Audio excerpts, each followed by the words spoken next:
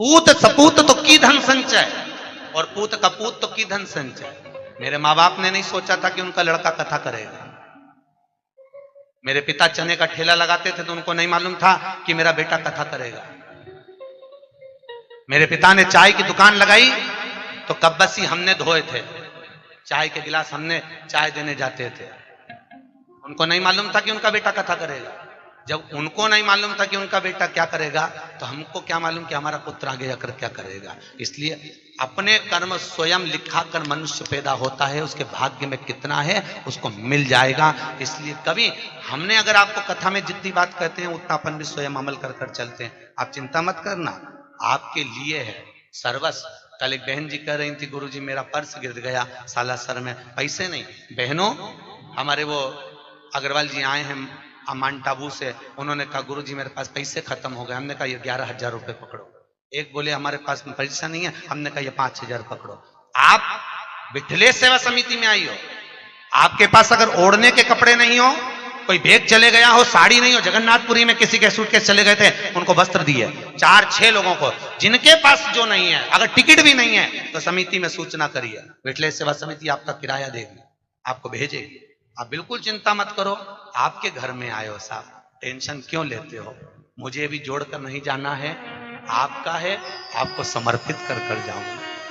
बेटा हूं आपका, पुत्र हूं। ना जाने क्यों भगवान ने सीहोर में जन्म दे दिया, ये तो मैं भी नहीं जानता। ना जाने किसके घर से कहां में जन्म ले लिया, मुझे नहीं मालूम।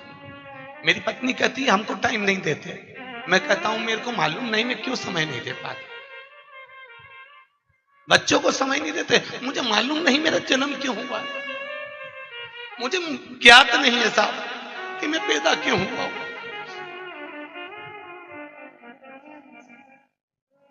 मेरे ससुराल वाले कहते हैं आप हमसे पूछते नहीं हो, मैं कहता हूं मुझे मालूम नहीं है साहब मैं क्यों जन्मा हूं। मेरे जन्म का कारण नहीं है।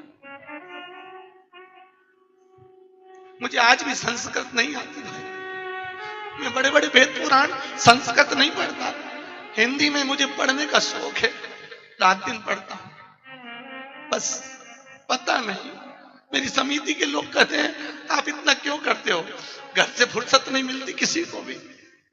मुझे नहीं मालूम मैं क्यों करता हूं, मुझे ज्ञात नहीं है।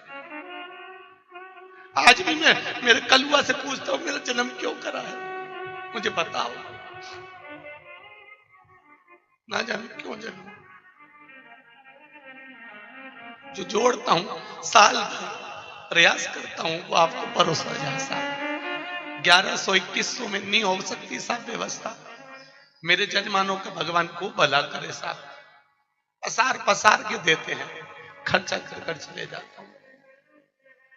अटैची लेकर आता हूं, उस अटैची को आपके सामने झटकार के दिखा देता हूं, आपने जो दान दिया वो कहां लग जाता।